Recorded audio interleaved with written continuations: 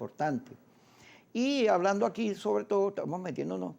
Fíjate, si en Ucrania los americanos y los rusos, la Unión Europea y el bochinche se arma, malo para la humanidad, además, con esta tecnología que hay ahorita, imagínate tú, el temor a la guerra, a mí me asusta eso. Pues un virus, como el coronavirus, hizo todo lo que hizo, imagínate una bomba de estas cosas nuevas que hay. Dios permita que eso no llegue hasta ese extremo. Pero la presión y todo lo que va a ocurrir va a hacer que el petróleo recupere mucho de lo que perdió. Se está recuperando. Sí. Y eso le da al gobierno márgenes. Un oxígeno. Sí, porque además en un conflicto bélico las sanciones más bien son una limitante para Estados Unidos. Ah, no te va a comprar tu petróleo. Gran favor que me hace, se lo vendo a nosotros, se lo vendo a tus enemigos. Entonces, eso obliga a pensar las cosas. Yo creo que los Estados Unidos deberían pensar su política hacia Venezuela, porque lo que está ocurriendo en el continente, el triunfo de Boric, lo que va a ocurrir en Colombia, todos estos cambios que ha venido viendo se ve que son a espaldas de los que ellos apoyan. En Venezuela, la política de los Estados Unidos ha sido permanentemente una equivocación, atacando a nuestro ejército, a la soberanía nacional, hablando de una intervención directa. Este señor Story vive metido en los asuntos internos.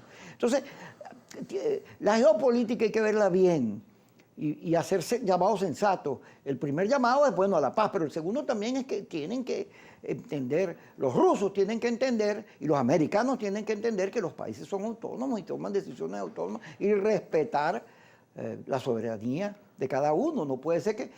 allá sí me importa la soberanía, pero aquí no. Bueno, en realidad, Kiko, hablas de que los norteamericanos se mantienen en esa insistencia, ¿no?, de intervención. Yo hasta ahí no lo he visto.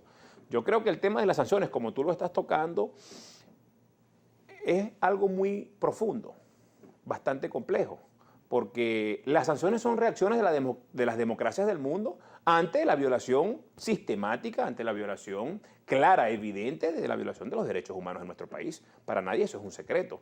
Ahora, yo comparto tu idea que tanto Rusia como los Estados Unidos deben de respetar las autonomías de cada nación. En este caso, ahí tenemos el caso de Ucrania. Entonces, en un lado vemos que el gobierno apoya a Rusia y Rusia está, digamos, reconociendo a dos nuevas repúblicas que pertenecen a Ucrania. Y en otro lado vemos al gobierno que vive diciendo no al intervencionismo de los Estados Unidos. Entonces, ahí nos damos cuenta que cada quien juega su propio juego, sus intereses. Y estas dos potencias del mundo terminan haciendo lo que les da la gana con el país que ellos quieran. ¿Y quiénes son los afectados? Los connacionales de cada nación. Y eso es lo que debemos nosotros de ver desde un punto de exigir que, por supuesto, el apoyo internacional para todo ámbito político, en este caso para nuestro venezolano, es necesario. Tú hablas de la economía. Ya ahí el gobierno de los Estados Unidos renovó la licencia a muchas empresas petroleras por 2 años, que antes las renovaba cada 6 meses. Entonces, eso nos tiene que dar una lectura a nosotros. Eso nos tiene que dar una lectura. Ya los norteamericanos muestran a ser flexibles en muchísimas cosas. Entonces, ahí tenemos que ver bien, pensar bien cuál va a ser la política a emprender en la búsqueda, no de favorecer una parcialidad política, sino de favorecer lo que buscamos nosotros. ¿Qué buscamos nosotros? Favorecer al ciudadano venezolano, a ese ciudadano de a pie que sigue esperando ese cambio o esa mejora o esa oportunidad que la quiere, pero en nuestra Venezuela. Fíjate, frente a la amenaza rusa, la gente de Ucrania, hasta una base militar de la OTAN. Pues no, porque la amenaza para ellos es Rusia, es su peligro para su soberanía.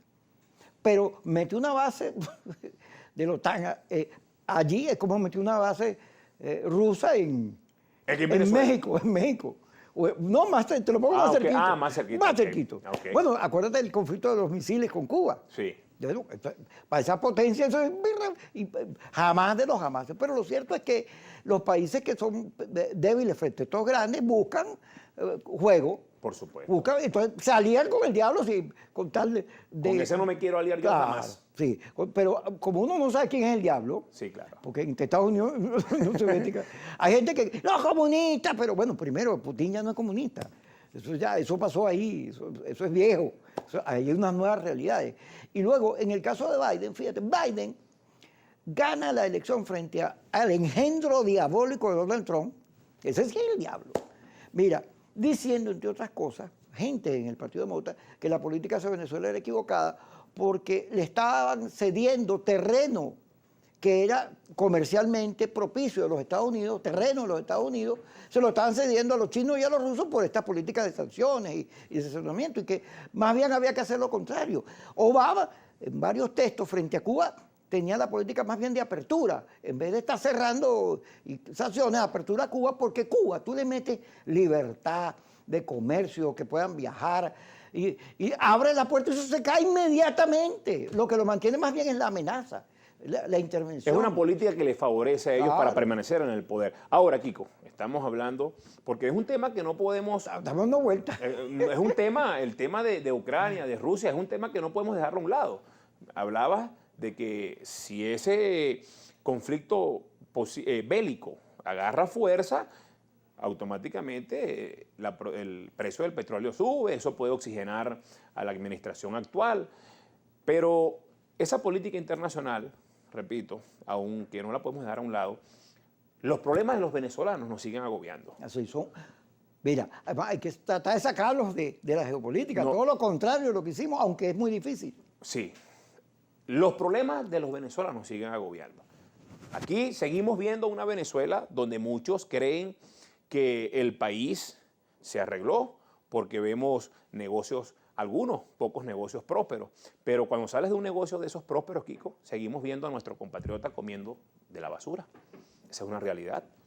Seguimos viendo hermanos venezolanos con la desnutrición. Y es allí donde responsablemente la dirigencia debe actuar con sensatez, debe actuar con una política más allá de un beneficio partidista, debe ser una política que busque puntos de encuentro. Yo creo en la Venezuela de encuentro.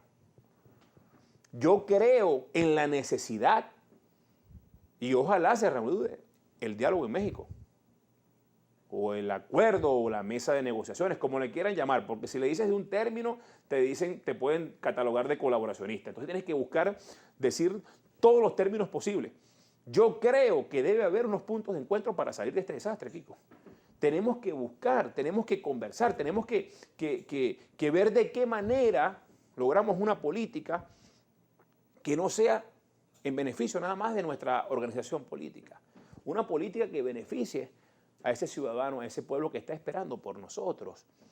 Entonces nosotros no podemos satanizar, no podemos catalogar de colaboracionistas, de vendidos, cuando queremos una política donde tengamos que sentarnos, o es que allá en México, ¿con quién nos vamos a sentar?